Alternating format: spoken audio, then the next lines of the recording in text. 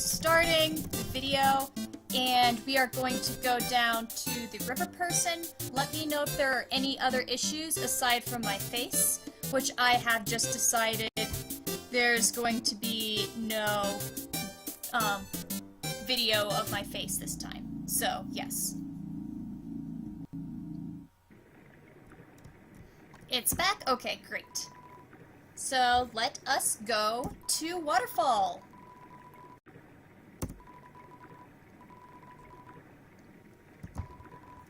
Let's ride in the boat. And off to Waterfall.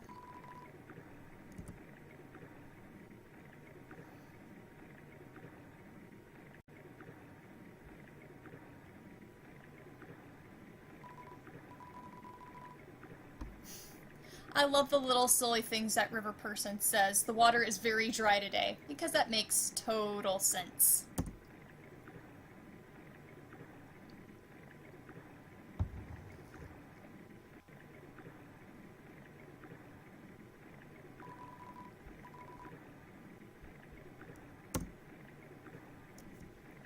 There we are. Alright, and we are in Waterfall.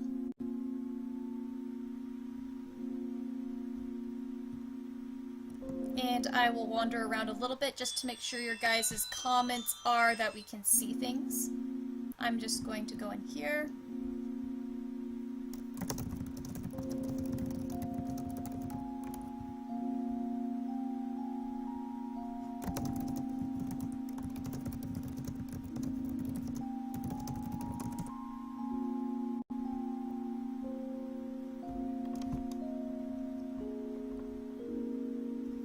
Yeah, I just want to make sure everyone else is seeing the visual so that I can pinpoint whether or not it's internet. Alright. Dragon Pride's comment. It can be ice, and it's so cold but it doesn't melt, thereby dry water. That's a creative way of looking at it. I suppose I never thought about that. Why not? Alright, it's good to know you guys can see the visual. That means I will continue. Curia, I hope your internet is not too sad and that you'll be able to see this. It's always so much fun to do that. And Pandemarium, great. I am glad you are back. You are just in time to see this wonderful frisk. Here we are. And Papyrus is out there waiting for us, and we can hear Undyne practicing piano rather aggressively. The human arrives. Yes, I do, Papyrus. I am not disguised as like a ghost. So guys, are you ready to hang out with Undyne? Woo!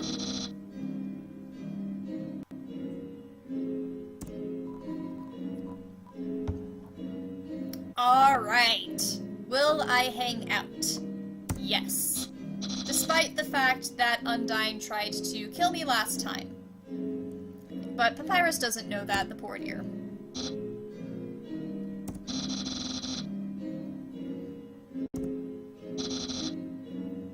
So, I have been told by some people... Okay, so, when I visually see this, to me, when I first saw it, it looks like a butterfly. So the two yellow parts are the wings, and then you have the pink part, which is the body, and then you have the little antenna poking out. But later people are like, no, it's a bone that's wrapped with a ribbon. And now I can see the bone, but this is the first time I have ever actually seen a bone.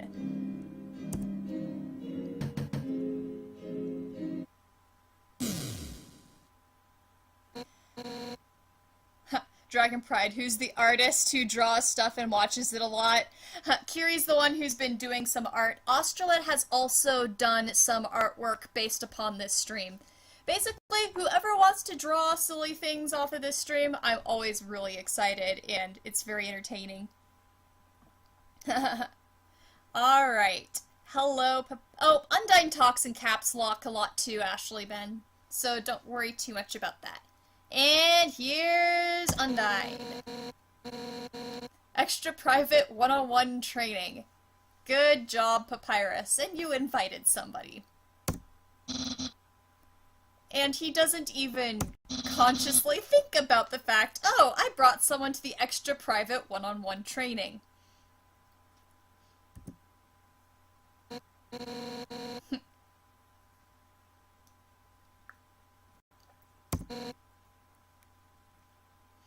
Curie, no worry about the refreshing. All we were saying was, according to Dragon Pride 99, when I commented that the river person said the water was dry today, and I thought that was nonsensical, Dragon Pride pointed out that maybe river person was talking about ice, or something like that. Ashley, that house looks like a fish. Curie, it does look like a fish. And I will say, it is quite a fish. Everything is fishy. And poor Undyne recognizes who we are and does not look happy. As Proxy says, angry fish. And look at the way she phrases things. Poor Undyne is not pleased. So guys, I don't know if you have seen this, but look what happens if you decide to try to run away from Undyne. You know, she just glared at us, she doesn't seem to want me to come in. Let's run away, right? You hear someone shouting a whisper at you from inside the house. No, you can't escape friendship!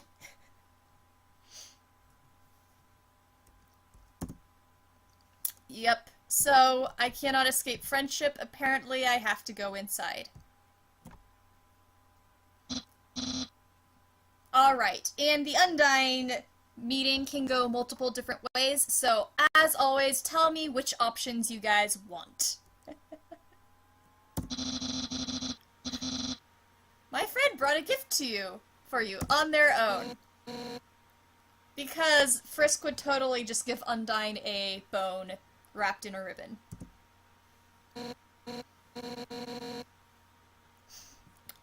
She's so pleased to have this and all the others.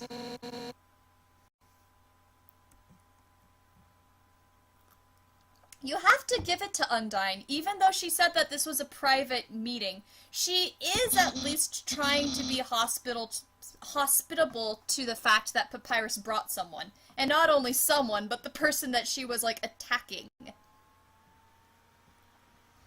I have to go to the bathroom! After we learned that canonically monsters don't have to. You two have fun.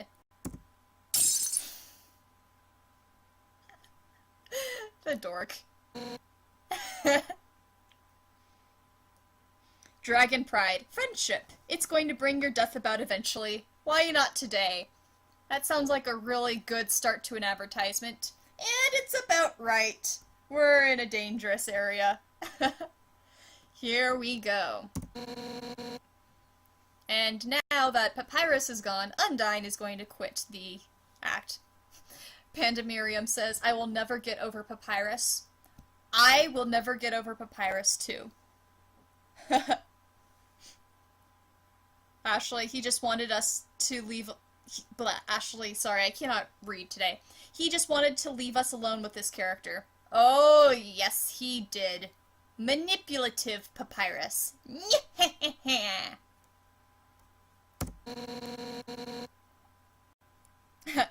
Curie, I agree with you. Papyrus jumping out the window is the funniest thing ever. He could have just run out the door again. Dragon Pride 99. Undyne, not undaunted. Beautiful. But she's pretty angry. She's like accusing us of coming in to humiliate her further. So, the big question is, do we say yes or no? Do we agree to the fact we came here to humiliate her? Or do we say, no, that's not it? So, are we going to say yes or no? I'll take your votes and answer as you guys want. And in the meantime, I will look at your random comments. Ashley, does he ship Steve with this character? That's really funny. Papyrus hooking up Undyne with Steve. Well, you know, that's a really funny way of putting at it. Since Papyrus seems so friendship-oriented, I'm betting he's just trying for a friendship hookup. But yeah. Alright, I'm looking at everybody's comments, and everyone is saying, say yes. Yes. Alright. Oh man, I'm getting a lot of yeses. I'm getting a yes from Proxy, from Dragon Pride, from Panda Miriam, from Ashley. Alright, that is definitely a majority. We are going to say yes. The first time I played this, I said no, to be nice, but let's say yes. But remember, we said yes to, did you come here to humiliate me? And now she's got something to say about this, yes. Oh ho ho ho! Well, I've got news for you, brat! You're on my battlefield now. And you aren't going to humiliate me. Oh, you wonderful, aggressive fish face.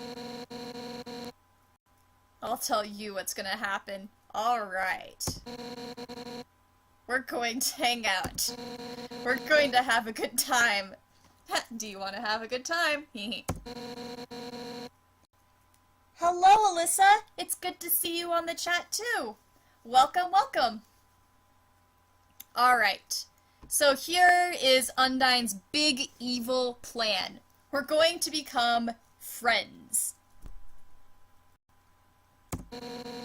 We'll become so enamored with Undyne, in fact.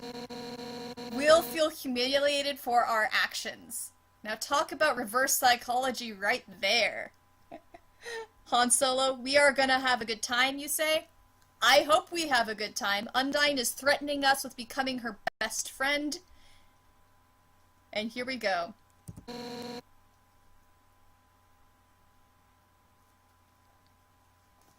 All right. The perfect revenge.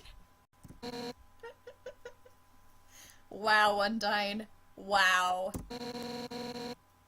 And now she goes off of her evil cackling, and now she is going to start the enamoration process.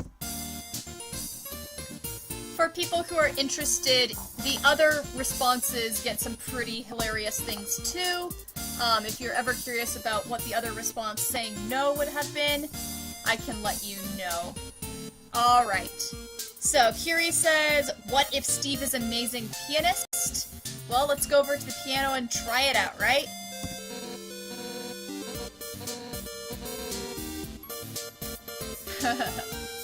And we get a bunch of fun comments if we go around Undyne's house, so I'm assuming you guys want me to run around. And before sitting down, we're going to check out everything in Undyne's house. We'll be Snoopy. All he did was lie seductively on the piano. Yup.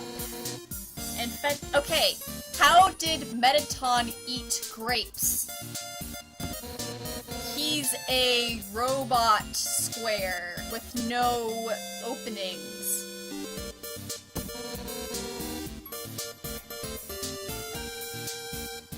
Honestly, if I saw someone sit on top of my piano, I would shove them off in half a second. Ashley, there's still glass from when Path jumped through the window. They need to clean that up. Agreed. So maybe let's go over to the window and confront Undyne about the fact this is glass, and hey look guys, I'm stepping all over glass. That's really dangerous. Good job, Papyrus.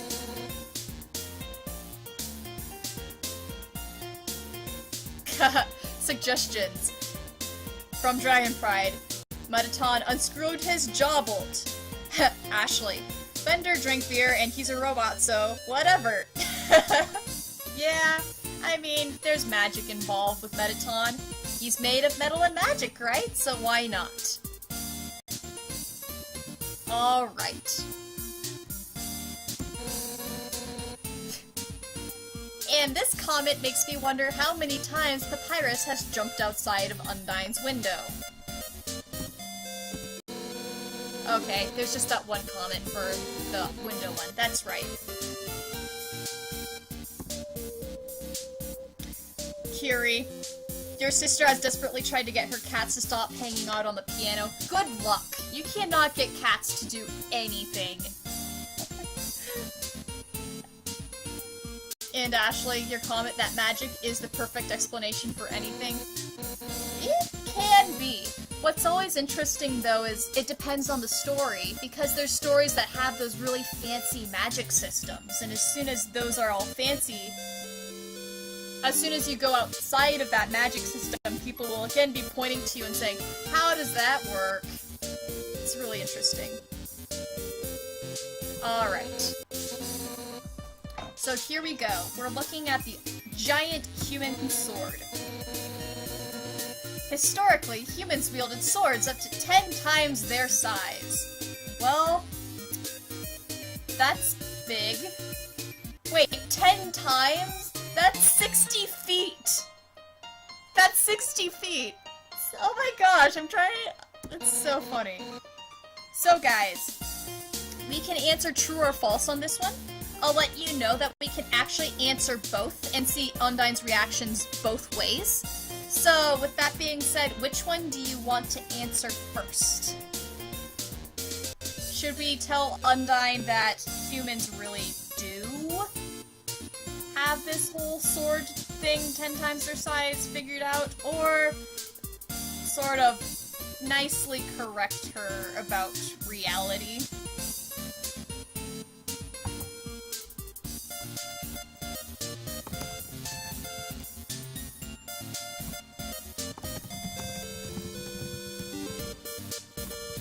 Alright. I see people saying false first, and let's do both. Alright, let's start with false.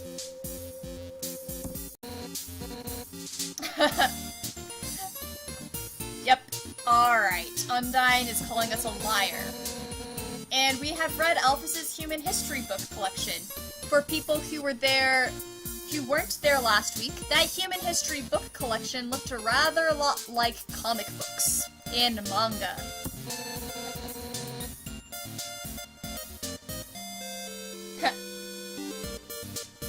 I know all about your giant swords, your colossal alien fighting robots, your supernatural princesses.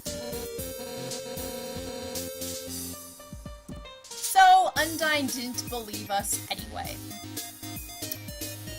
So, we should probably, just try to agree with Undyne this time. So here we go.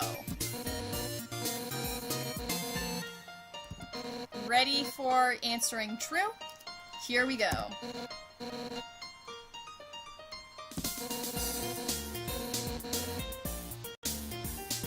Of course, I'm imagining Undyne dragging around a sword that's like 60 feet long and she's trying to pick it up and being like, I will be as strong as the humans! Although since she has magic spears, she could make a magic spear that big.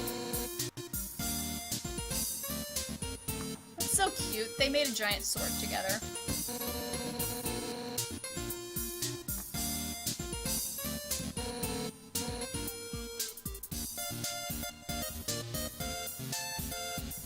There we go. Alright, and now that we have gone through the sword dialogue, let's check out the door. Sure, let's see your room. And Miriam, no problem. See you around very shortly. No nerds are allowed in Undyne's room. Except for some nerds.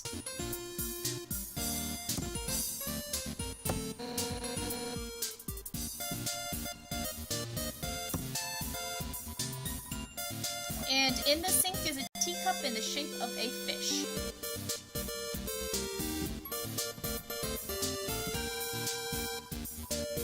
Alright guys, we're gonna look inside the bone drawer. Are you ready?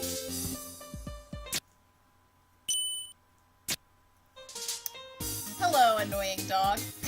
Curie's comment. Some nerds, maybe one. Cough cough. Yes, totally Alphys. Totally not a subtle comment at all to a certain nerd, Undyne. Cough cough. Ha, Ashley's comment about the fish teacup.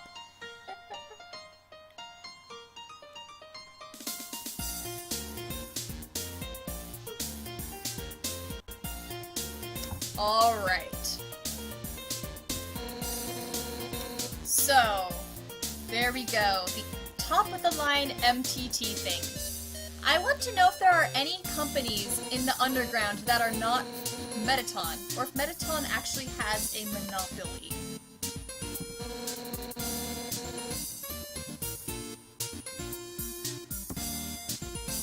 Dragon Pride, you'll be interested, not to spoil or anything, but Undyne and Papyrus's relationship is refreshingly platonic the entire way through.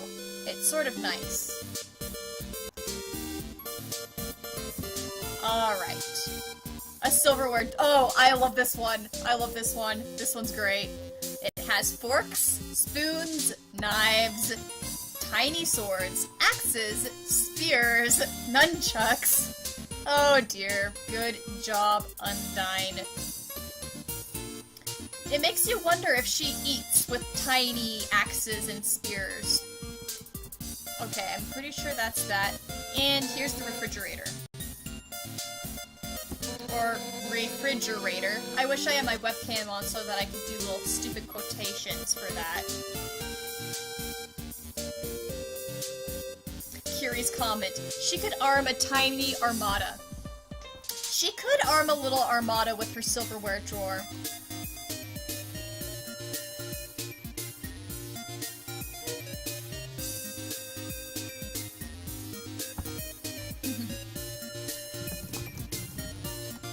Alright.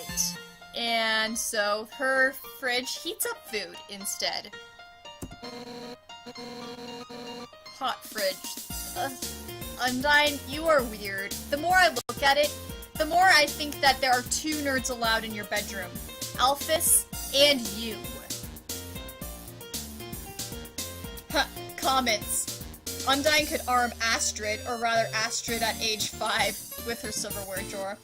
Kiri, Astrid could wield a sword 10 times her size. Oh my goodness, guys. I'm laughing so hard at that. Oh no, Kiri, are we going to inspire you for more art? Ha! Ha! I predicted it! And just on the chat, you just typed up I have the perfect reference for it.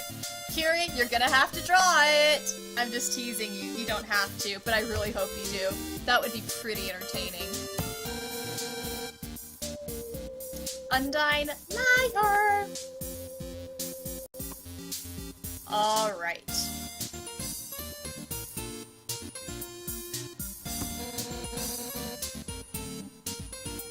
Guys, you are so not clean tonight. Good job. No, I'm not in double entendre-ing that with the bedroom. I'm just making fun of Undyne for being a nerd.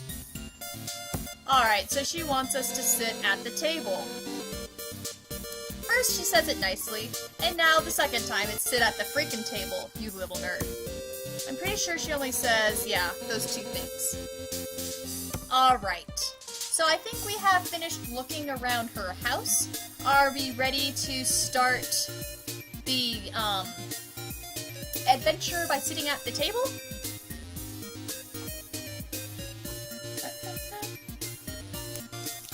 Let's do it. After I eat a Tootsie Roll. 1 second. Tootsie Roll.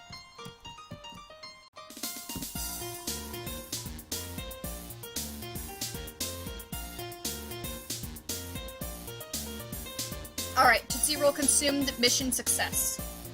Here we go.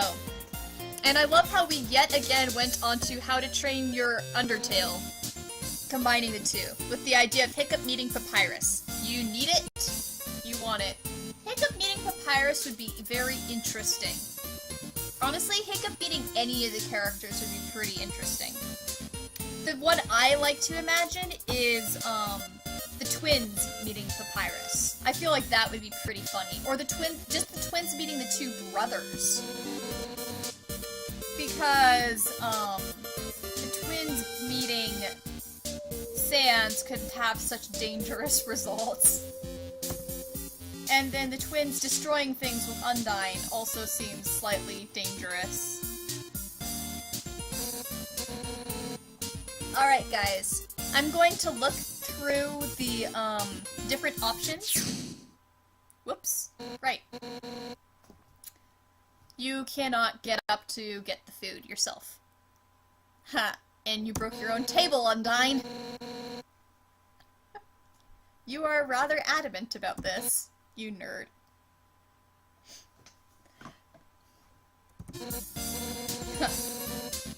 Ashley, the twins would love tap. I totally agree.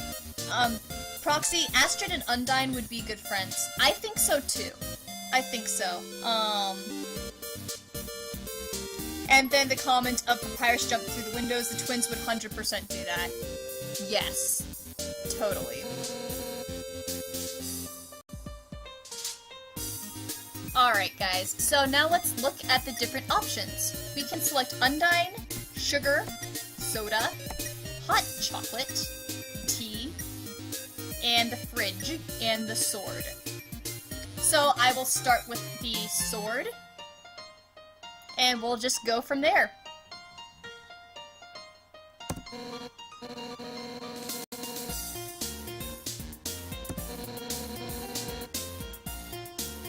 Yeah, that wasn't a creepy threat, Undyne. Thanks.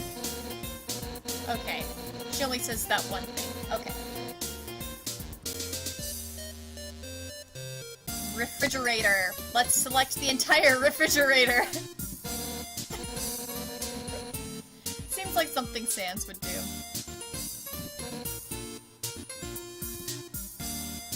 Alright, and looking back at comments, we're continuing to talk about how to train your Undertale. And Proxy is saying that the twins and Sans and Papyrus would be chaos. I absolutely agree. It actually almost wants me to write a, Drabble.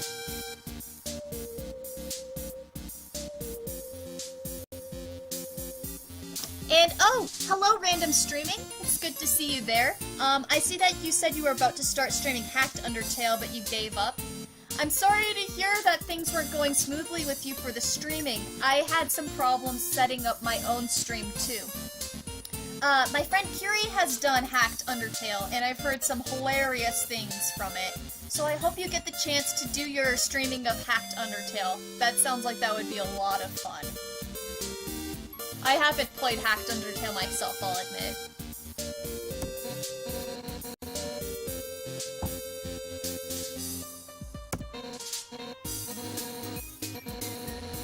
Alright, Proxy is chanting Drabble, Drabble, Drabble.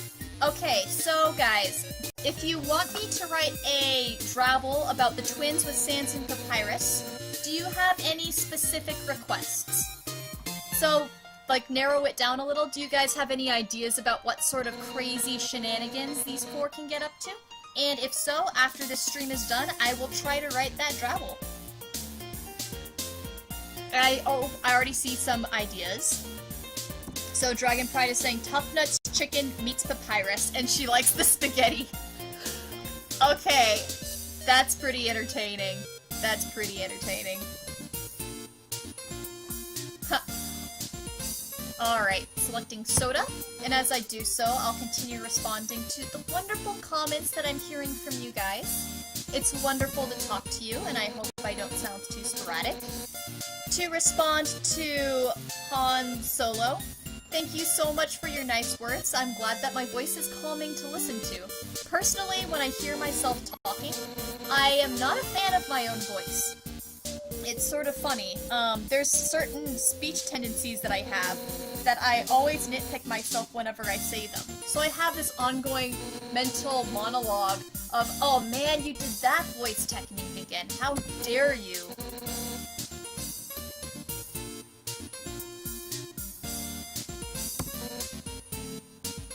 Okay, I'm sorry guys. Speaking of cute, look at Undyne's face right there. Look at the cuteness.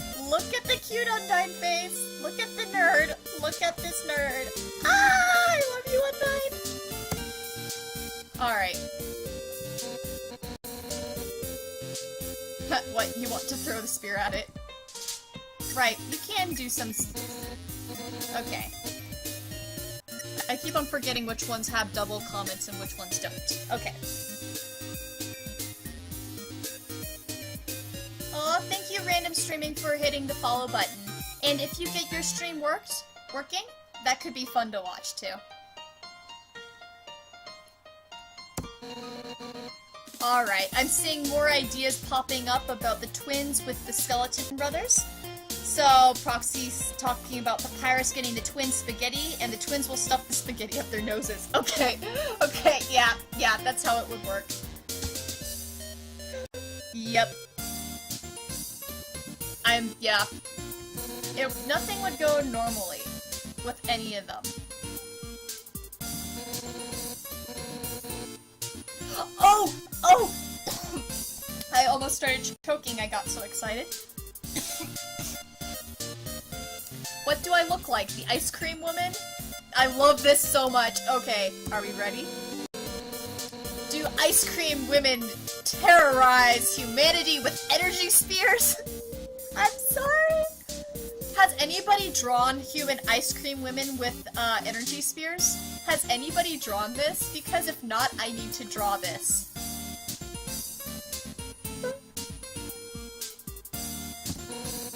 Are their ice cream songs a prelude to destruction? I'm sorry, this is one of my favorite dialogues, and I always forget it's here until I select it. Every time. It's just so good. Is that it? Alright. Ha, Kiri. I'll draw it too. I love you, Kiri. I have a bad feeling that I give you like this enormously, obnoxiously long drawing idea to-do list. Alright, so we've got a question. Do we answer yes or no to Undyne?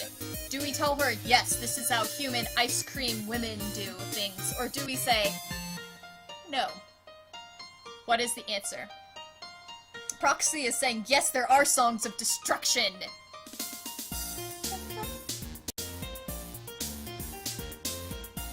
And it looks like Dragon Pride, yep, is saying a yes too. So I'm starting to lean towards a net yes. I'll wait for a few more seconds to see if anybody else has any votes. But it looks like we're gonna tell Undyne yes. So we're going to keep on lying to Undyne. This sounds like we're really good friends. Okay, we're getting yeses. Alright, it's a yes. What? Really? I love her facial expression. That rules! Okay. There we go. And I think we have selected everything. Except for the hot... We did select the hot chocolate, right? So now we select the tea. Oh, wait. We forgot to select one more thing. We forgot to select Undyne! Ginger Han Solo says this music is rad. Yes, it's sort of a nice little cheerful tune, isn't it? Gets you to do a little dancing out there. It's just so nice and cute. Yeah, that was a really bad description of the music. I'm sorry. Are you hitting on me? Okay, guys, can we talk about how often Frisk flirts with everybody? And Ginger Han Solo now says always choose tea. Now let's finally choose the tea. Which, as we can see from the dialogue box on the bottom, is the blatantly correct choice. We're getting a lot of comments about linguistic speech tendencies, which is really fun to hear about code-switching dialects from Ginger Han Solo and fake accents, and then Kiri sometimes switching into a weird southern Boston accent. I want to hear that. I have never heard you do that. I do some code switching, but it's usually around family, and it will turn into, you know, sort of that rural western sound? Not Texan, but sort of that rural Midwest speech dialect. I can switch into that. I can, and it sounds really interesting. Alright, here we go. Tea time. I approve of Undyne making tea. I am a tea person myself.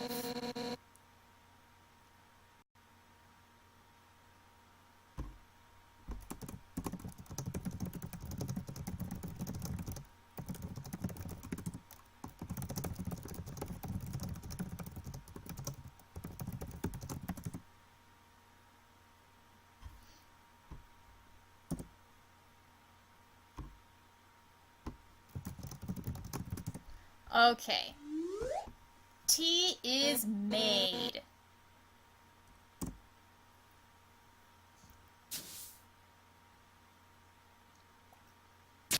And now Undyne gives us tea. And I want to know what she's sitting on. If there's a stool on the other side, or she just sort of cross-legged something. Ginger Han Solo. If she's not using a Kittle, I won't forgive her. Undyne hopefully has a good tea sense, but she does have this one problem with her tea making, which is burning the tea. You should never burn tea. But other than that, it's pretty good.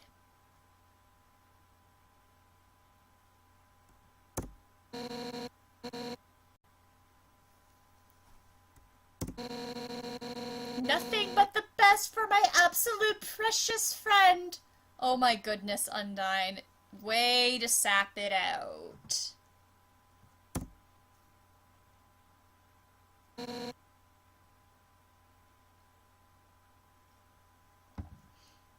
Curie, I like how specific you are. Only Lapsang Sochong is good burnt because it's literally already smoked. Okay, that is a good point. Yeah, on the conversation between Dragon Pride and Ginger Han Solo about accents. I haven't heard your accents, Dragon Pride, but I'm not surprised given your affinity for languages. I know Ginger Han Solo, and yes, that human being has a very good ear for accents and dialects. It's pretty impressive. Alright, and now here we get to some serious stuff. I love this dialogue here. The type of tea that we are having is not Lapsang Souchong or anything else. It is golden flower tea. Asgore's favorite kind.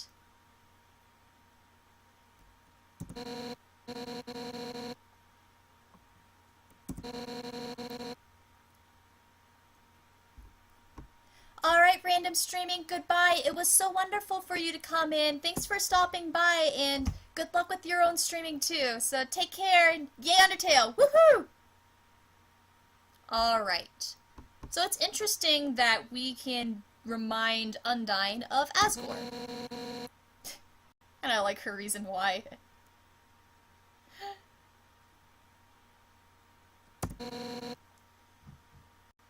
Sort of.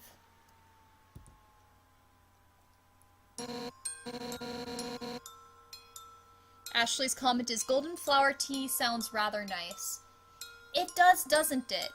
I'm sort of thinking about what it could taste like. I mean, I've had rose tea before, and other types of teas that have rose in it, but I really haven't had that many teas that are sort of flowery. And lots of flowers that I've tasted IRL are sort of bitter. But I imagine golden flower tea, I don't know, when I hear that name, it just sounds so nice and pleasant and sweet. Not quite like honey-esque, but sort of a nice, soft and sweet sort of thing. I feel like... Oh my goodness, I feel so stupid. I should have gotten together with friends on the anniversary of Undertale and made a bunch of food for Undertale. You know, baked a pie together, gotten some tea that could be like golden flower tea. We could have had potato chips and spaghetti. We could have had an Undertale feast. That would have been so cool. Oh, hello JLA, it's great to see you in the chat. I see you're making some guesses about what golden flower tea could taste like, and you're saying it could be like dandelion tea, which is, you describe it as a nutty taste. I've never had dandelion tea. I've eaten dandelion raw before. Long story on that. I just put everything in my mouth when I was a kid, and I hated the taste of dandelion.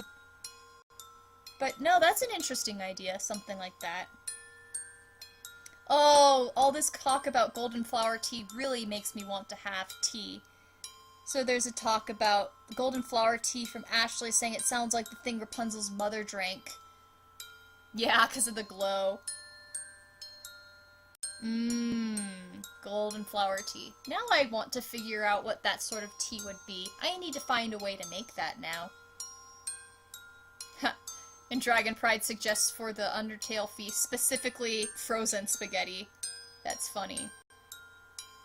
Oh, look at that. And 2 people suggested chrysanthemum for the golden flower tea. Smart. That was a good idea, Proxy. Oh, even if you hate it. Okay.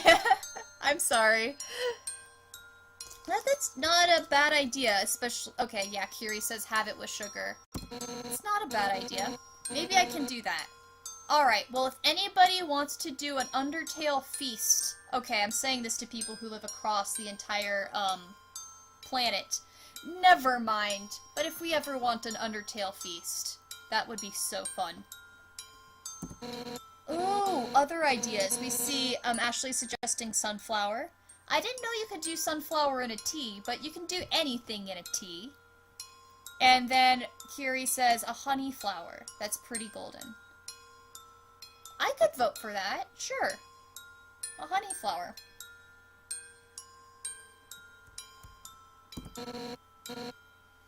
And, oh, that's a good point. JLaw says there may be an Undertale cookbook in the works, and we should do one with me meet IRL. Okay, I will do that if I meet you IRL. That would be so much fun. I think you saying that there's an Undertale cookbook, it does make me feel like there could be one. I should look that up. Man, I'm not paying too much attention to Undyne's really awesome backstory between her and Asgore. It is really cool, though. I like this story. And it just sort of gives some nice detail between Asgore and Undyne and who they are, and it just expands their characters. Wow, I almost said calendars? Their characters. Oh, look at that. And JLaw just found an Undertale-themed cookbook. There we go. Oh, Kiri making a comment about sea tea. Good point.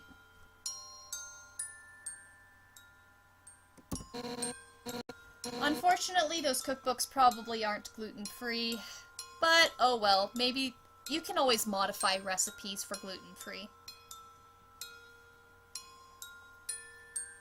Alright, guys, and here comes this adorable thing about Undyne and Papyrus. I remember I made a comment on a previous stream about how incorrect I was when I first perceived Undyne and Papyrus' relationship the first time I played this game. I thought that they were going to be, like, a bad power dynamic. But then you get this story right here about Undyne and Papyrus. And you get this story about why she can't let him into the Royal Guard. And it's because of how much she cares about him and knows that it's not a good fit for him. Just, oh, man. Oh my goodness, Dragon Pride, you're saying sea tea is boiled seawater. That tastes disgusting. Seawater tastes so disgusting. Oh my goodness.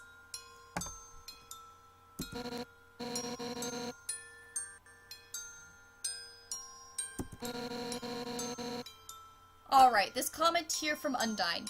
Papyrus is pretty freaking tough. I feel like a lot of the fandom forgets about how tough Papyrus actually is. He's, you know, he's strong, but as Undyne say, he's too innocent and nice. And so, it's not that he can't fight. Papyrus can't fight. He's just too innocent.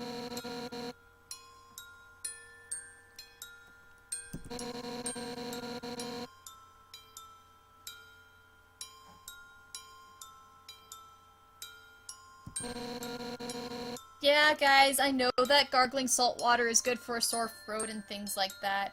I actually had to gargle salt water for a long time after I had some adult teeth pulled in a surgery when I was 9 years old.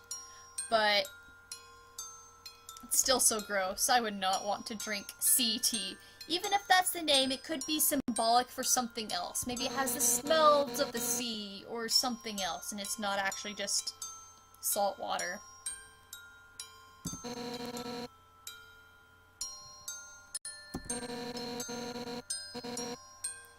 And this is cute. We learn Undyne is the one teaching Papyrus how to cook spaghetti.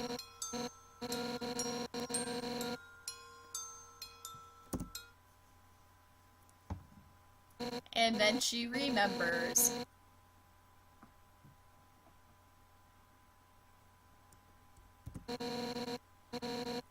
Yes, I'm out of tea. I would like more, please. Aw, thank you, Undyne.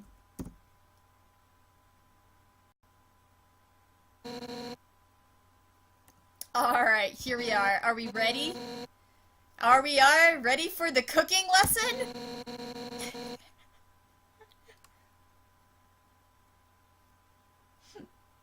Yes, oh, the... Jola, the music? Oh, you recognize what the music is in the background, don't you? That's his theme. That's that song. Yep. Oh, you're crying. Yes, yes. It's good symbolism right there. Ha. No spoilers, but great symbolism. Alright, guys, we're gonna have a spaghetti cooking contest. And, I'm just going to ask you guys ahead of time before we start the cooking lesson. Do you want me to be aggressive in the cooking lesson, or do you want me to be non-aggressive? So just answer that question for me, please, really quickly. I will BRB in about 1 minute. So I'm just running off to get myself some more water. So I'll be back, and I'll look to see how you guys want to do the cooking lesson that's ahead. No spoilers, but just vote if you want me to be, like, aggressive or non-aggressive is basically the way to vote.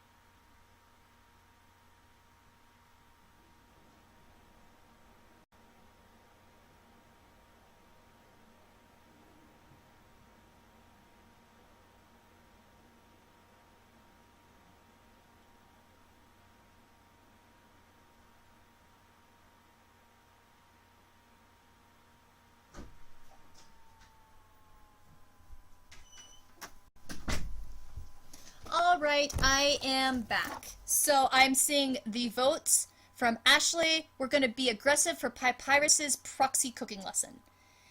Kiri says, you've seen it both ways. They're both funny. Being as I'm seeing the one vote for aggressive, I guess... Oh, and now Proxy says not aggressive. So it looks like we are tied. Alright. Oh, no, Proxy has changed your vote to aggressive. So I am guessing that this is going to be the majority. So I will do that and continue on and be an aggressive cooker. Woohoo! Alright.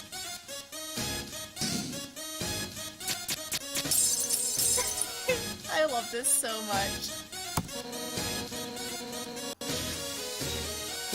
The fact that we literally get the fight theme for Undyne. Just, I love you, Undyne.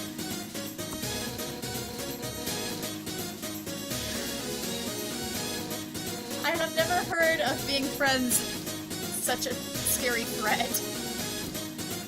Are you afraid we're gonna be best friends? And she grabs Frisk by the head. Just, I love it so much. You grabbing the stupid human by the head. Alright. Envision these vegetables as your greatest enemy. Now pound them to dust with your fists. How will you pound? We're gonna pound strong. One of my favorite quotes is from the weak version. I'll let you guys know about that later if you're curious. Yeah, yeah! Just hear Undyne is so happy about this. Our hearts are uniting against these healthy ingredients. Now it's your turn. And ready, get set, boom! Yes! Here we go. Continuing on forth. I want to know how you're stomping things into the room. That is just complete skill. Homemade noodles. Except that not really, because they're cheap. I'm with you, Undyne. Cheap is good. just put them in the pot. And how do we put them in? We're putting them in fiercely. Here we are. Including the box.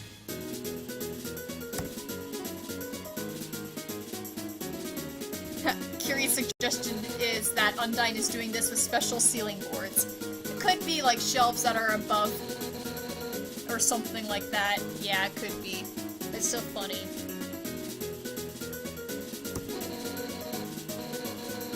As a general rule of thumb, the more you stir, the better it is. Alright, we're gonna stir, guys. Here we are.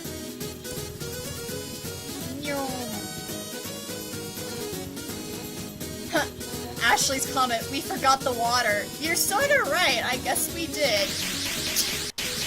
But, you know, it looks like Undyne's doing a really good job with our cooking, being as we just got the bowl smashed. I'm pretty sure we forgot, like, all the ingredients. We put, basically, guys, what we're stirring right now is noodles in a pan that's broken. Or, oh, noodles, a box in the pan. Curie, that would explain why it all went to fire. Yeah, that's a good point.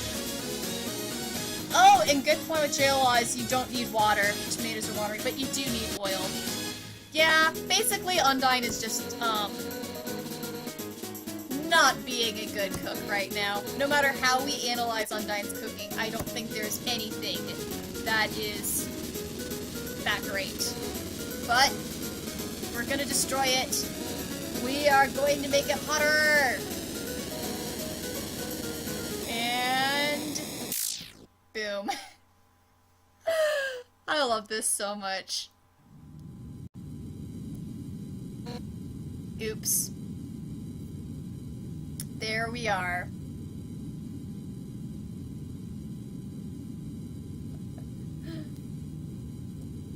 Well, Jayla, you're making pasta tomorrow for lunch? You cannot do worse than this. Ashley's comment, this must be how Astrid cooks. This is another reason why I think Undyne and Astrid would be hilarious together, is because I just want the two of them to have an aggressive cooking lesson together.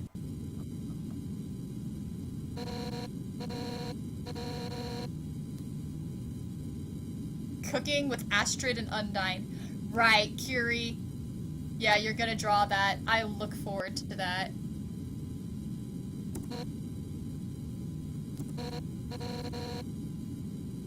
And poor Undyne starts to get sad.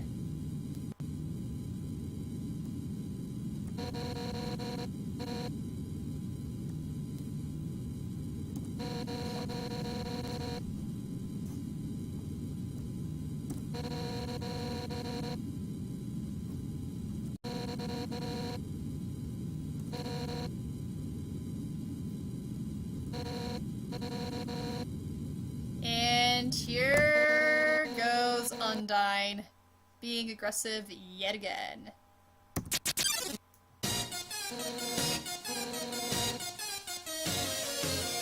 There we go.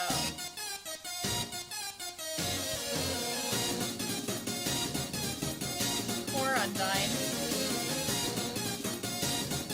I love how lean she is, but you can see there's those muscles, and Undyne's gotta look really impressive and awesome. Ashley, calm down, Undyne. I don't know if Undyne has a calm button. I have never seen a calm button on this character. I love you so much for your lack of calm. Alright, Angelo's already taking a, argument for a fake hit. Hit me with all you've got. So, if you guys haven't figured out, we can fight Undyne and hit Undyne with all we've got, or we can act and do a fake attack. So what should we do? Fake attack or a real hit? Or I guess we can also do the spare. Do you guys want me to do the spare, the fight, or the fake attack? While we listen to this really ridiculously sped up version of her own song.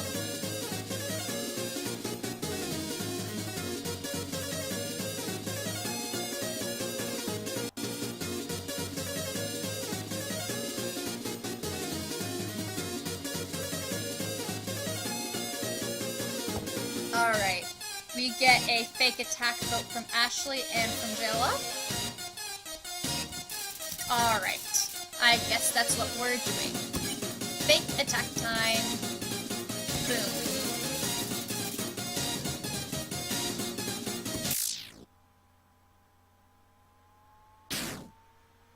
One.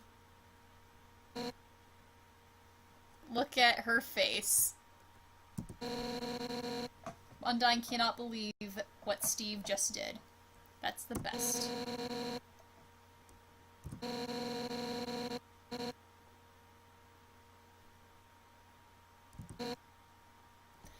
What's so cool about this is this sort of gets at the psychology of monsters' attacks. Well, anybody's attacks are sort of based upon your intent.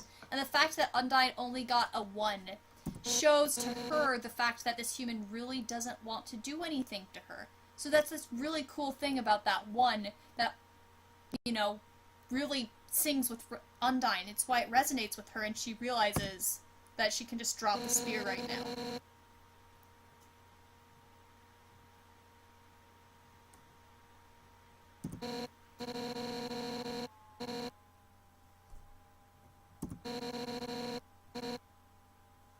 Yeah.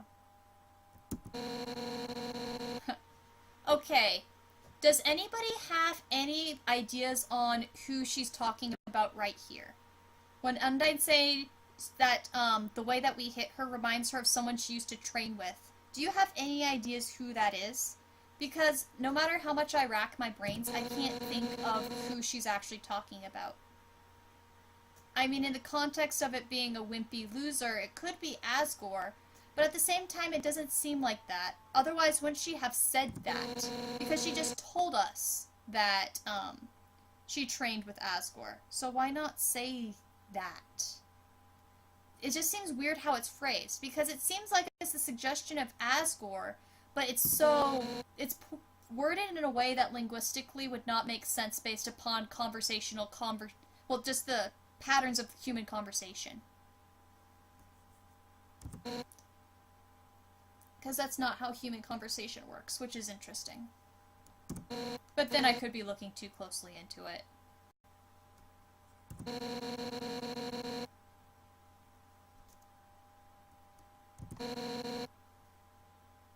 And of course the context as well does indicate it's Asgore, just because she goes from someone that I used to train with to her talking about the fact that you have to face Asgore. It's all in that mental context. So Jayla, you suggest Asgore first because you said he had to be pulling his punches and to train her. So I think that it makes sense more to the Asgore thing, and now you're suggesting now a fallen human. There were 6. It's an interesting idea. I don't think so, given the fact that Undyne makes comments that suggest that she hasn't seen a human before. So I think that Steve is the first human that Undyne has seen.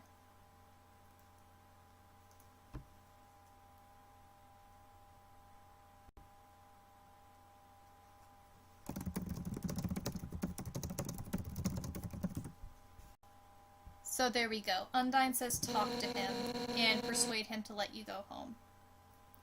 That's a really, really amazing thing for Undyne to say.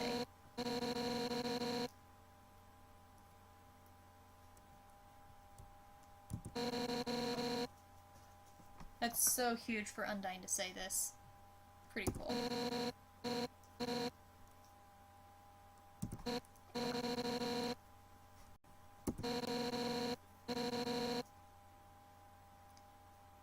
Has anybody ever written a fanfiction of Undyne taking the human souls and becoming, like, really scary, big, and crazy? Because that would be a really cool story to write.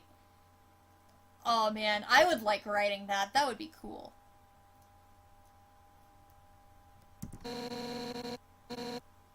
Alright, Jill's comment is, I wonder who killed the other humans because the boss monsters in general don't seem up to par. Also, what is the toy knife doing in their ruins? The thoughts on who killed the other humans? It's so hard to say. It really depends upon how you interpret the timeline for Undertale. No Chocolate has an argument that there have been monsters trapped for millennia, and that, but it's a really interesting timeline that they have. I don't think it's quite that long, but, I do suspect that, Asgore did kill some of the humans, just based upon Toriel's comments at the beginning. And as far as the other people who would have killed the human, it would have had to be other monsters for the other fallen humans. And maybe that's, you know, how the stuff got circulated, or it could have been dropped and refound later. It's just hard to say because we don't understand the timeline that well for this. And so there's a whole lot of options about what might have happened and who killed the other humans. I really don't know, but it's interesting to speculate, and I'd be interested to see if you have any speculations yourself.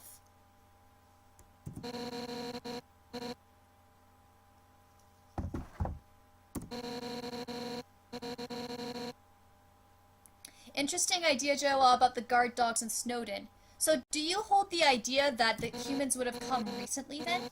Because one of the things that I think about is that the other humans would have come by before,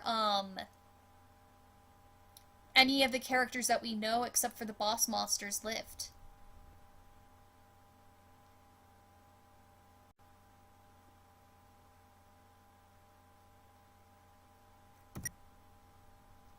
Jella, it's an interesting idea for you to suggest college students. I always got the impression that they were younger. The objects that the kids leave behind are things like a toy gun, a toy knife, a ballerina dress, and things like that that would suggest that they're young. So I always got the impression that these were pretty young kids too. Alright, we have to call Papyrus and Undyne right now. You always have to. Because you get this. Undyne running from her house to Papyrus's. Jilla, what do you mean about them being young kids makes no sense? I'd be interested to hear your thoughts on that. I feel like it makes more sense for them to be young than anything. Even though, as you say, it is a remote mountain, it doesn't have to literally be that far away. It could just be... I live close to the mountains myself where I live, and even though the mountains are very nearby, people don't tend to walk up some of these mountains unless there's a trail. So you could live 3 miles away from these mountains and not have people really touch them because they're natural reserves. And so all you'd have to get is a kid that got bored, wandered off the trail from their parents, climbed up 1/4 of a mile to a place that other people are slightly restricted from going, and there's the mountain.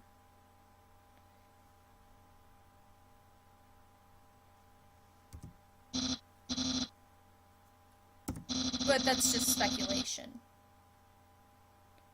A question of why would a kid go up a mountain by themselves, let alone 6, Jella? That's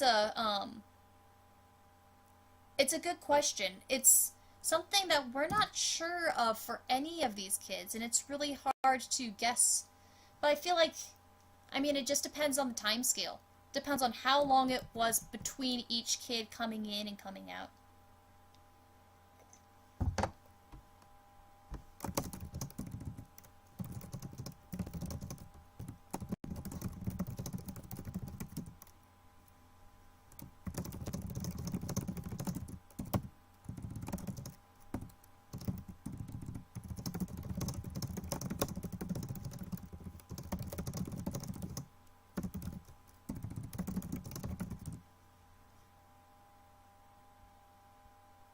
Alright, so with that sort of idea, but it's just hard to say. I feel like my prediction is that the monsters have been underground a very long time, and so it's been so sporadic for kids to climb up that mountain.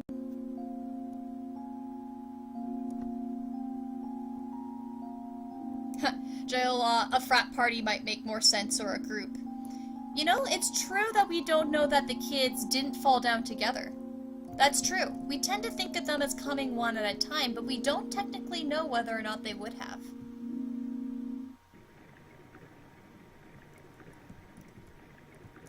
Alright. Hello, Pandemirium. It's wonderful for you to be back. So you requested that I show you the sticky note sock conversation. So let's do a quick sticky note sock conversation, and then we'll continue forward. And, yeah, we can save. Thanks for suggesting that, JLA. It's probably a good idea. So, we'll do a quick, review of the sticky note conversation, because I got that request, and then, guys, shall we go forward in Adventure Hotland, as Alphys wants us to do? Alright, Proxy's question is,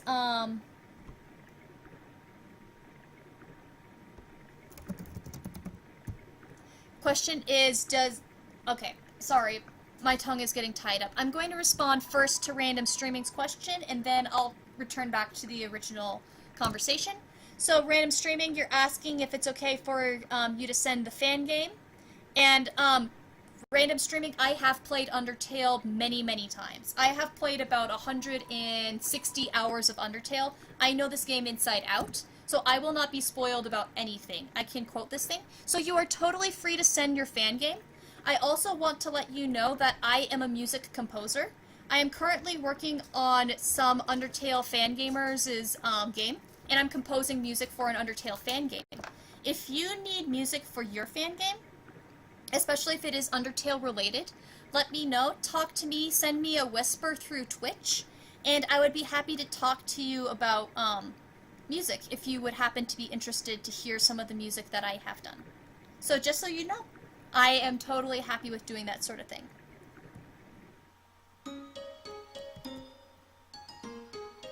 Alright, so with that being said, I will return to the other conversations that people have, and I see that Proxy is asking who I think Hiccup would like in Undertale, and if him and Sans would make nice friends. Man, I'm trying to remember. I wrote this very long analysis about who would like who between How to Train Your Dragon and Undertale. So I've talked about this already, but I don't remember everything I said, which is sort of stupid of me. I do feel like Hiccup and Sans would get along fine with each other. I don't know if Hiccup and Sans would be incredibly close. They do have very different personalities. So yeah.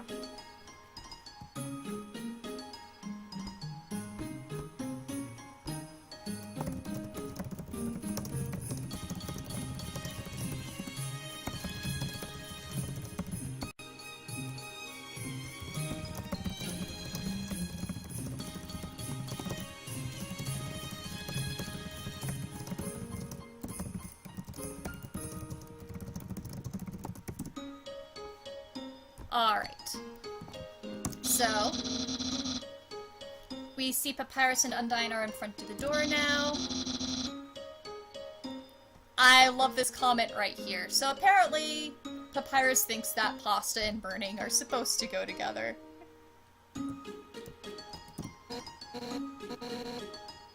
Hello, Undyne. Poor Undyne doesn't like the weather in most locations. She seems to be really fickle about weather. She hates Hotland because it's too hot, she hates Snowdin because it's too cold. Poor Undyne.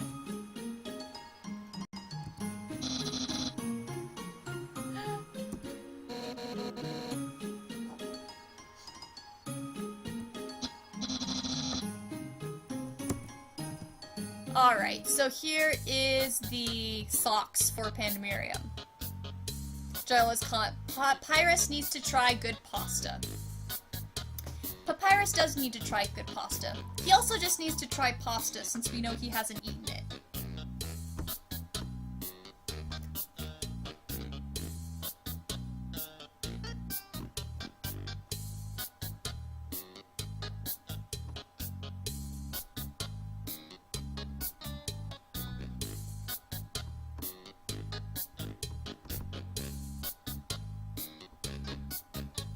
Alright, so here's the sock.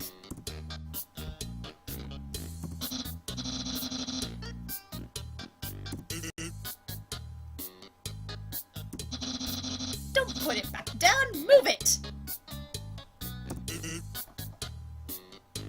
Okay.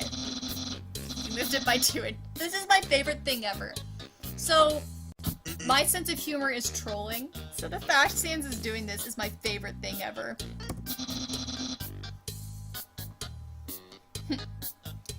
Yeah, Jola, it is interesting that Papyrus never really tasted his cooking. But if you notice, Undyne didn't taste her cooking either as she was going through. Proxy, you're right that this music is Sans' music. It is his theme song.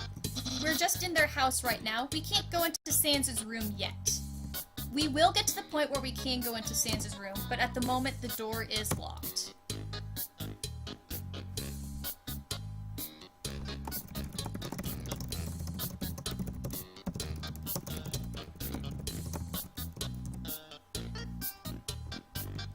Alright.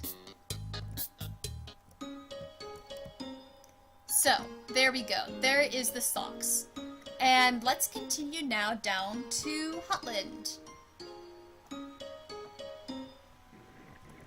Jola, okay. I'm not worried about my HP. I know it's good strategy, but my HP is really gonna be fine.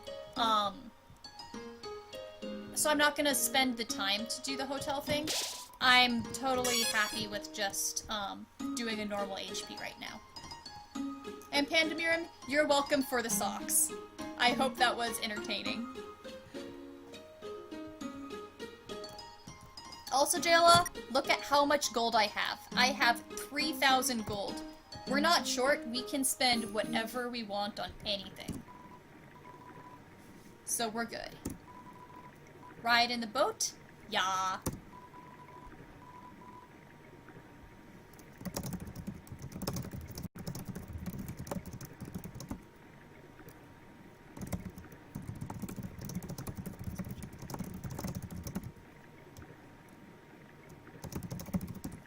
Alright, so let's go back to Hotland.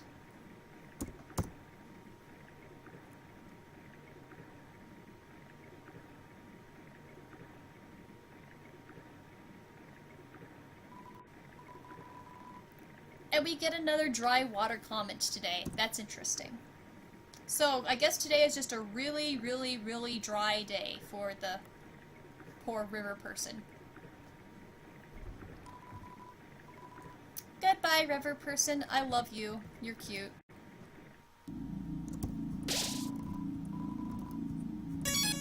Awesome.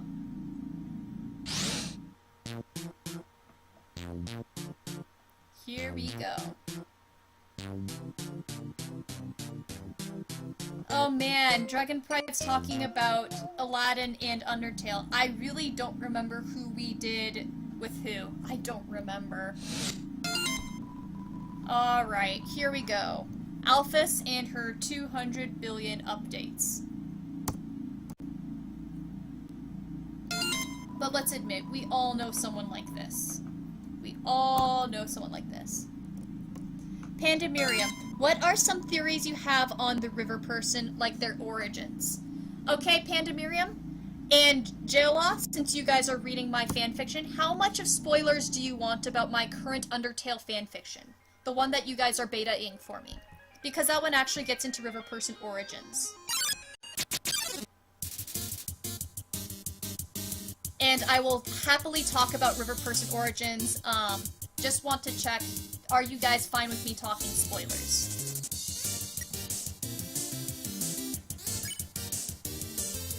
And I'll go through all of Vulcan's options if that's fine with people.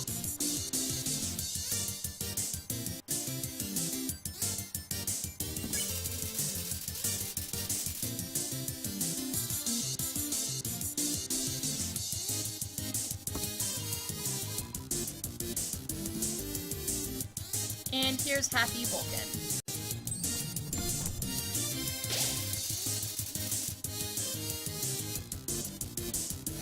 Proxy, you don't know anyone like Alphys who does update statuses all the time? You're lucky. I know people who update like this.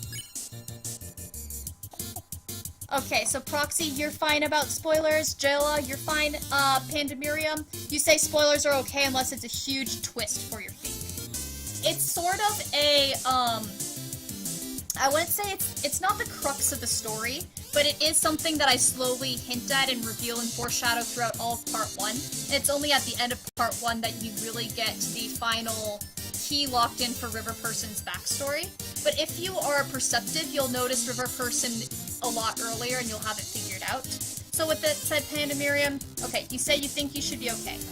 Alright, I will talk about this after I get done with Vulcan, because I can't do Vulcan and, talk about River Person theories at the same time. It's just, the brain doesn't go that well. So, I'll give Vulcan a hug.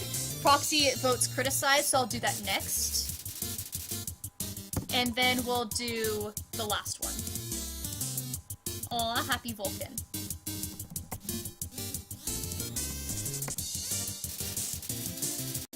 Aw, look at Vulcan's smile! I've never seen this before, actually. Oh, I didn't see that before! Actually, Vulcan's now yellow. That's cute. Okay, but we did say criticize, so I'll criticize. Aw, we made Vulcan unhappy. And now Vulcan stands in the corner! We can no longer spare Vulcan. Okay, that was sad. Let's encourage.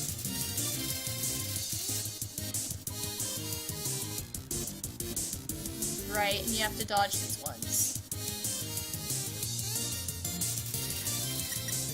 And now we can spare Vulcan. Okay, there we go. We did it. Poor Vulcan.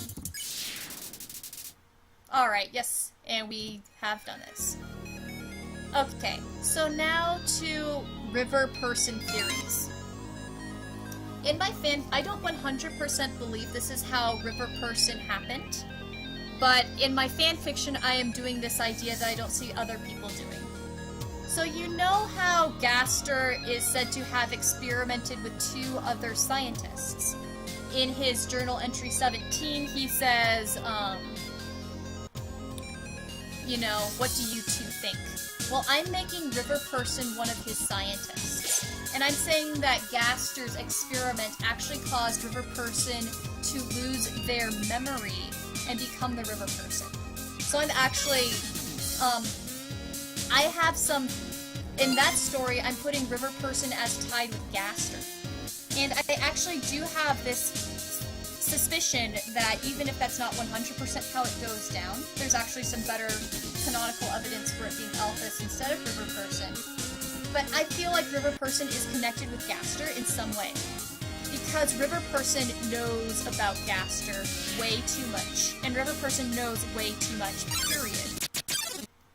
River Person will say things like, beware the man who speaks in hands, or beware the man who comes from the other world. River Person knows more than anybody else, and I can't help but suspect that River Person has a very creepy and bizarre history, and only recently switched to singing and tra-la-laing on the riverbanks.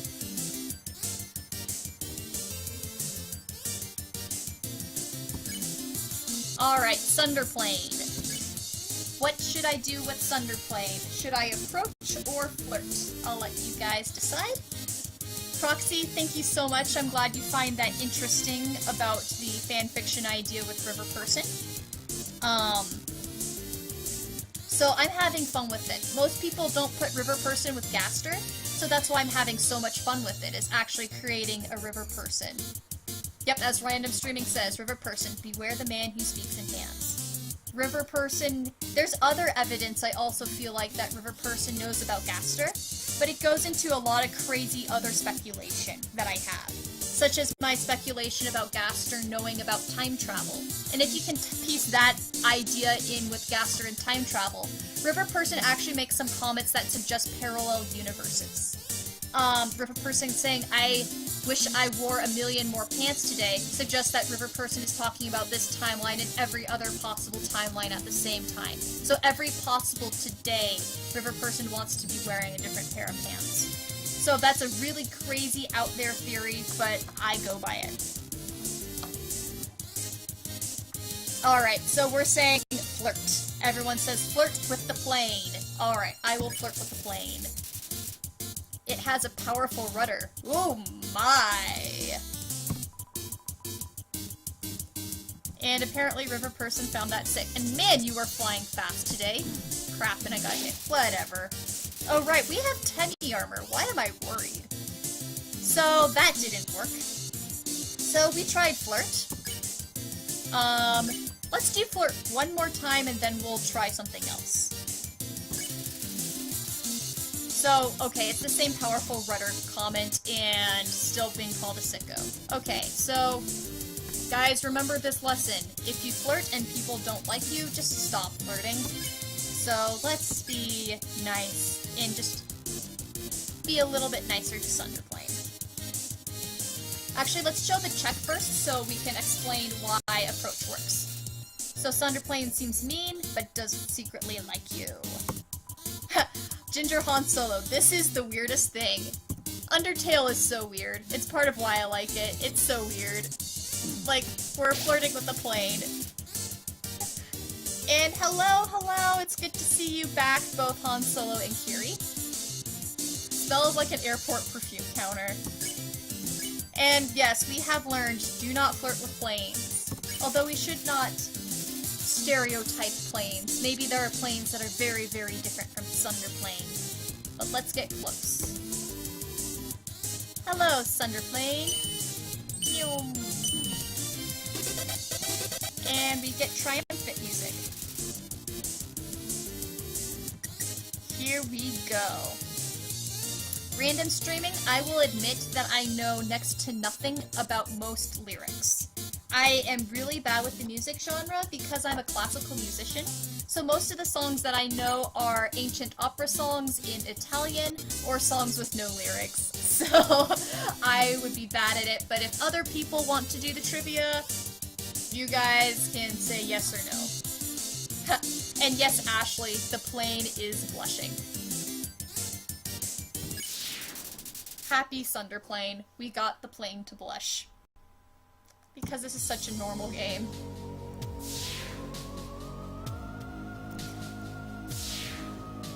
Ha, Proxy, good point, Weirdmageddon. This is not weirder than Weirdmageddon. Okay, I should probably pay attention. See guys, I'm going towards that pan over there. I don't really need it, but let's get it anyway, I guess. Oh, wow, I'm not paying attention. Alright. Go on the arrow when it's pointing the right direction, Haddock! There we go. Pan. Fry pan lying close to the ground. Might as well take it. I got the burnt pan. If we look up about the burnt pan, here's the info about it. The damage is rather consistent, and consumable items heal 4 more HP. Oh, I didn't know that about the fry pan. It's probably because I never use any of the weapons in this game. There we go. Alright. Kiri, burnt pan with noms. Apparently! I did not know about the noms before. I feel really stupid.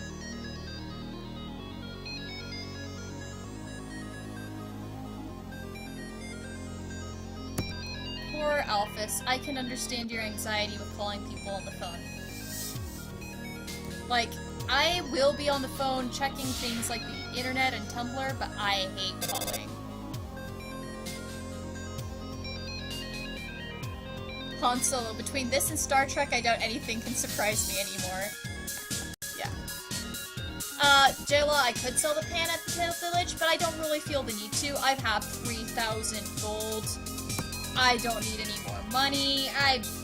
Yeah, it works. We can just continue on forth. Alright. And the phone rings. And you finally got the courage to talk. Proxy, they should have a forest-themed area and gnomes. You know how I have thought about this for a while? I'm surprised we haven't gotten into this conversation yet. But Undertale and Gravity Falls would make an amazing crossover. And you saying that they should have a forest-themed area and gnomes makes me want a Gravity Falls Undertale even more.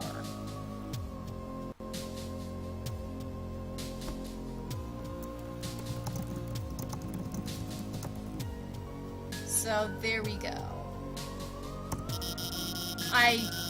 The more I think about Gravity Falls Undertale, the happier I get. I just feel like Dipper would love being in a world with magical monsters. Like, correct me if I'm wrong here, but I feel like Dipper would be excited. Or we could write about Ford, you know, maybe where he fell into the alternate portal. Ha, Proxy, you're saying fan game. Hey, if you guys know how to program, I will help with story in a fan game, I will help with music in a fan game. I just don't know how to program for the life of me. I've tried to teach myself how to program, but the most I can do is I've programmed a special searchable dictionary for the different languages I create, and I can program text-based adventure games, and that's the best I can do with programming. I'm really pathetic.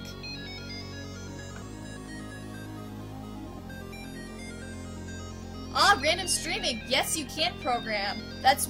okay, I must say, I just want to tell you, I respect the fact you can program so much. You are an amazing, amazing human being for programming.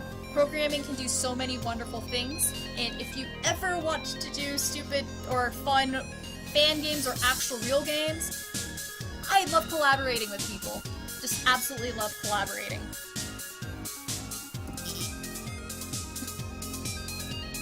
Yes. Now I'm seeing comments about Undertale and Gravity Falls. The Grunkles define Mount Everett and use Papyrus's internet. Stan would love the gold, Ford would love the monsters, Ford will try to study them, as Proxy says, and Mabel will try to play with them. You guys are absolutely right. That's the way it would work. And yes, Dipper would be running around getting so excited. Mabel would just be doing silly, screwy things like Papyrus and so forth. Like, I feel like these characters would get along so well. The Undertale and Gravity Falls characters.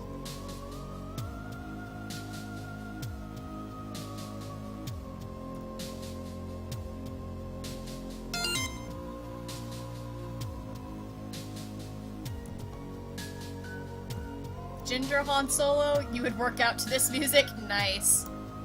There you go. Workout music. That's what watching a stream of Undertale gets you.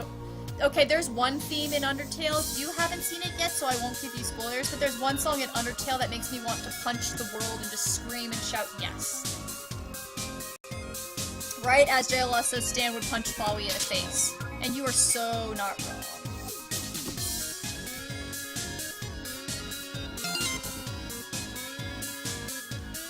Alright. Here we go. Oh, Proxy, Sans, and Mabel. That would be a cute combination. I just feel like all of the characters... I could talk about this forever. I'm trying not to talk about it forever.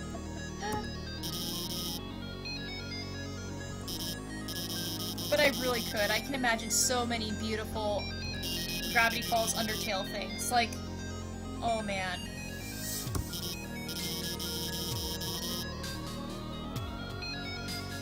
Dipper would have fun in the lab. Dipper would have way too much fun in the lab. Alright, let's go to the puzzles.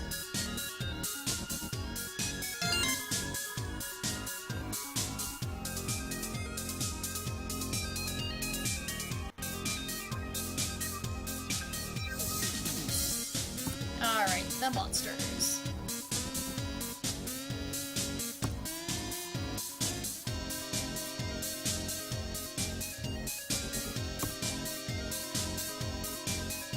Stan would probably make a tourist trap in Undertale too. Let's be real, he would go to the underground and he'd make his own weird tourist trap. And Sans would, like, totally be in on this. Sans would probably help with bad attractions.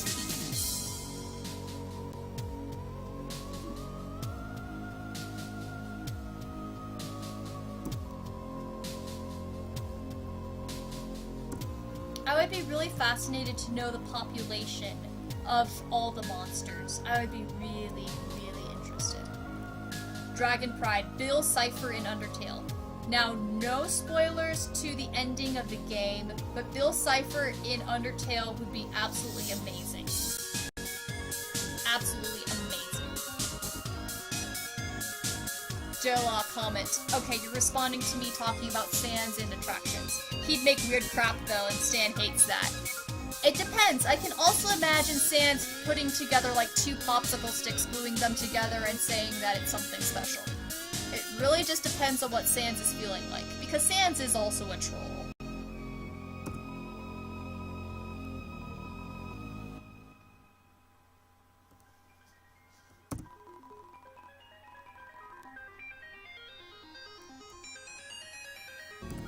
Oh, Proxy, you make a good point. Ford would love to learn teleportation from Sans.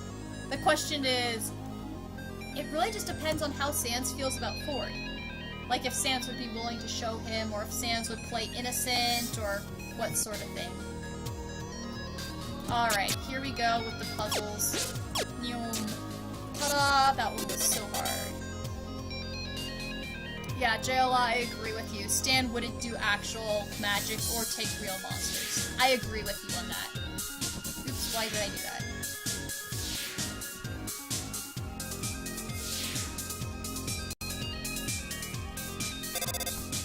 Proxy, imagine Sans being like Stanley and trying to get Gaster back. I need to show you a fan comic that is exactly about that. Also, you should read my fanfiction when it comes out, because my fanfiction is going to be about 200,000 words of Sans trying to get Gaster back. It's gonna be wonderful and full of pain and feels. Not to like blatantly self-advertise or be annoying, just bash me on the head if I sound too much like that, but I am writing something on those lines. I'm having way too much fun with it.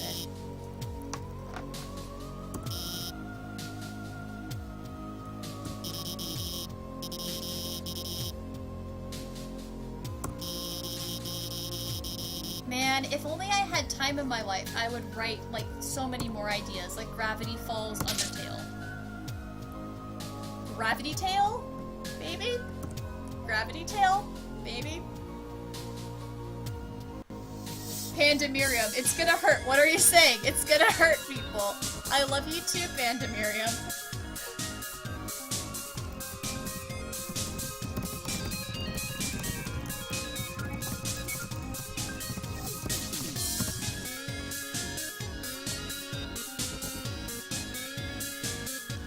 Alright, Proxy. I can also imagine Gaster making and recording stuff about, like, an alternate universe. Yes, so much. This Gaster and Ford working together to make the journals. How's that? Panda Miriam, under gravity. Nice. Maybe, yeah. I don't know what to call it. Under gravity. It sounds weird. I don't know what else to call it. Under falls, maybe. Maybe. I don't know.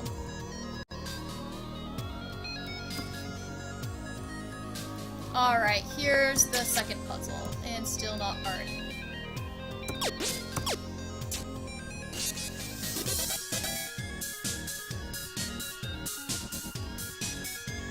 There we go. Gaster and Ford will make great friends. I think they will. They would make such good friends. Oh, they could be like royal scientist buddies. Oh, that's so cute.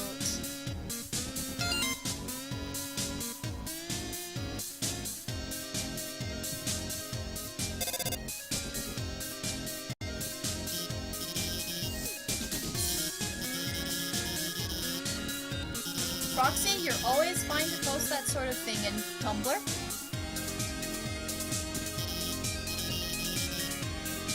Tumblr is a good way to talk about crossovers and all sorts of crazy things.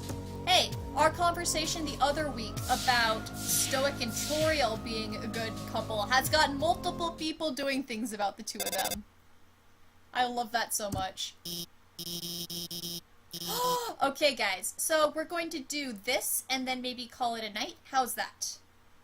But we have to do this. This is just too beautiful. Ready? I'm so happy!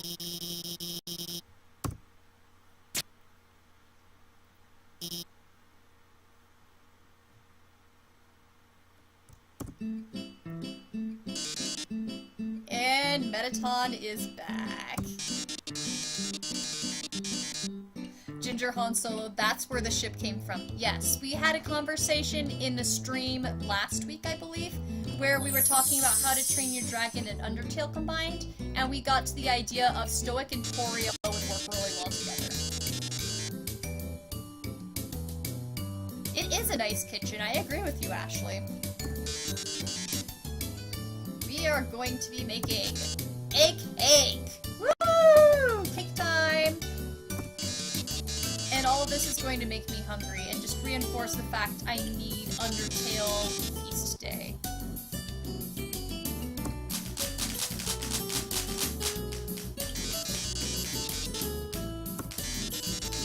Alright, so before we get the sugar, milk, and eggs, I'm gonna wash my hands. Except apparently, Metaton doesn't like that. Okay, yes, Jola, I'm so happy that you are writing a fic of, as Ashley said, Goat Mom and Viking Dad. I am so happy you're writing it.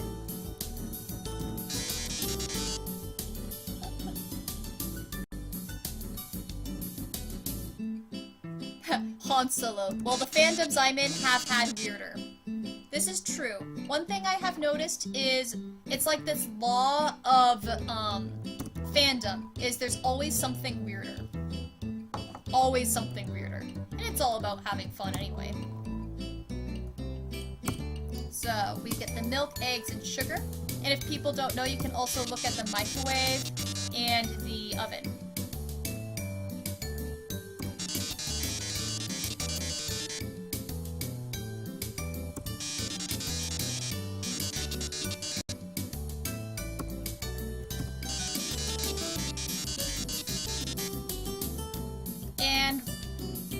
Why would you do that, Metaton? Why would you make ovens that go up to 9,000 degrees? Oh, goodness. Alright, Metaton, here's your milk, sugar, and eggs.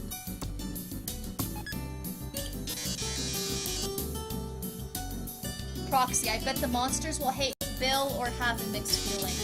I have a feeling that Bill would be hated by the monsters, and that we would have a same sort of... We'd have a lot of cataclysmic events happen. There would be a crazy climax.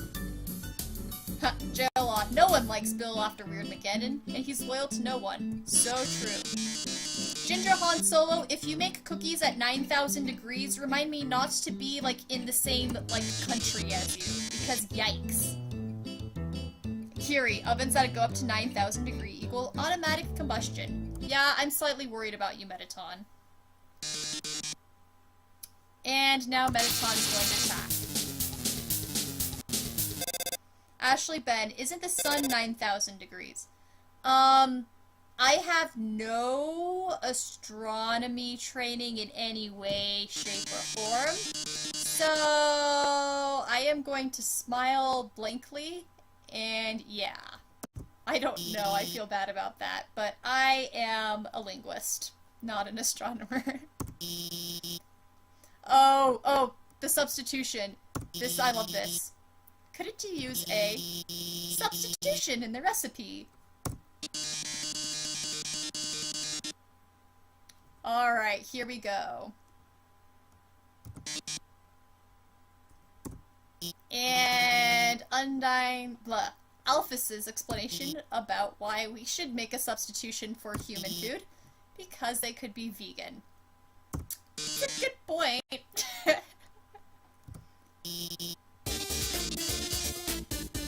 Alright, and Ashley Ben Love, you looked at the degree of the sun, is 577K. That's huge. That is huge. Jayla, Alphys makes an epic fail here. Alphys makes an epic fail like everywhere, let's be real. Curie, yep, eggs and milk aren't vegan either. That's yeah, Alphys completely messed up on that. Yeah. Yeah, it's a good point, everyone. You cannot make a vegan cake with eggs and milk. Good job. Good job.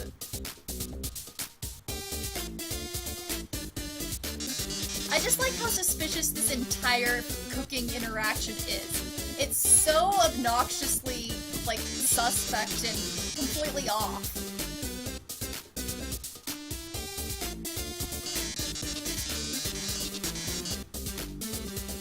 And like, it's everything about a Mettaton. Such a weird robot. Alright, let's get this substitution.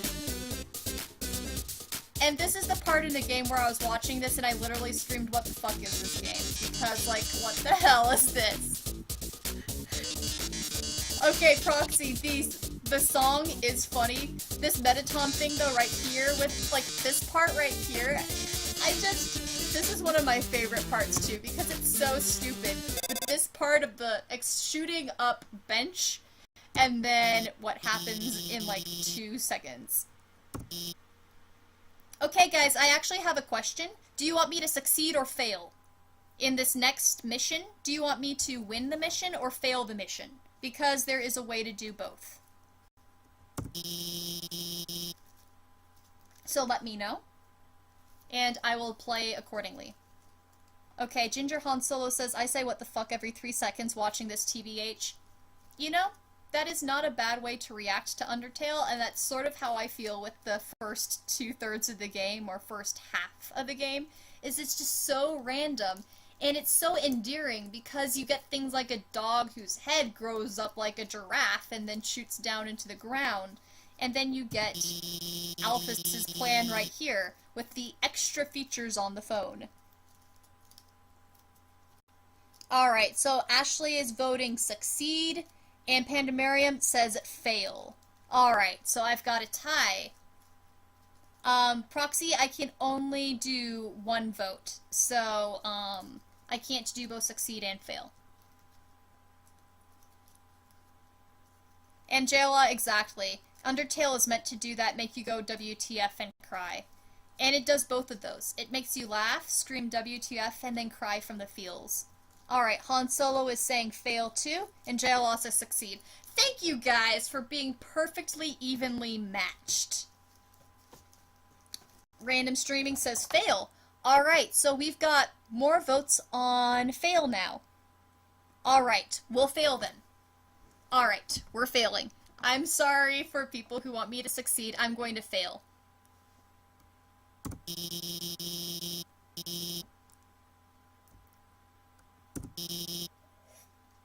I don't think people see the fail option as much either, because it's pretty easy to succeed at this one. Alright, jetpack cell phone, here we go.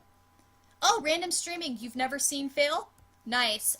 It took me a lot of playing around to see if you could fail it or not. When I played it, I succeeded by like a few seconds. Now I can play without getting hit, but I don't think people see fail as much. So let's do that. Let's show people this one that's slightly less obvious. So I'm gonna intentionally run into everything, guys. Ready? So Mettaton is blocking me. And usually what you do is you try to avoid these things, but now I'm trying to get hit by them. Yes, we are literally playing a game where we are trying to fly to the top of a cabinet with a cell phone jetpack to get a substitution ingredient for human soul. With a television show monster who's trying to kill you, blocking your path with, cooking ingredients. This is such a normal game.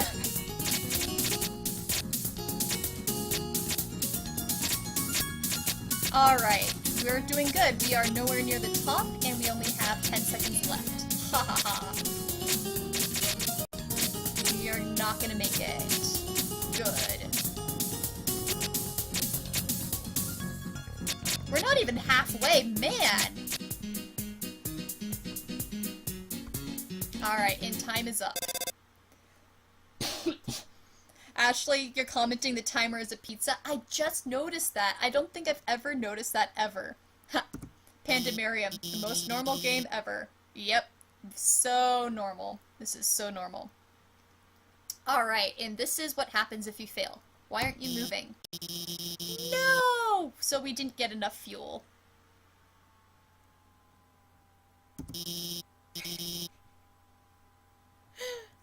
Aw, poor Alphys is sad. You... Aw, this makes me sad. I'm sorry, Alphys. I love you.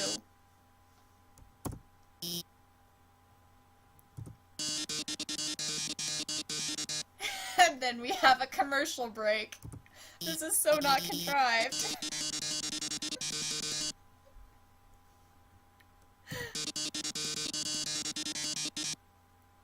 Oh, goodness.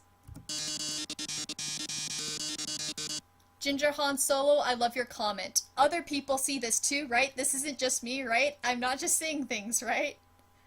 I love your comment. Yes, you are actually seeing this, and this is why I wanted you to watch this game, is because there are things that are exactly like this. So, we survived! Even though we failed the mission, we still survived.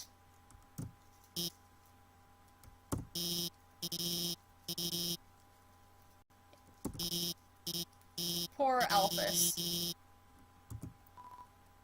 Alright, so we can continue heading forward. But it is now the end of the stream time. I am getting tired. And I will say, guys, that I have a very early morning tomorrow because I am playing flute with one of my friends' church organizations. So I want to be able to be awake for when I am playing at the church. So it is good night for me. We will stream next week at the same time. Thank you guys so much for coming. I had so much fun talking to you guys. We had some really entertaining topics, this time. And I always do love doing...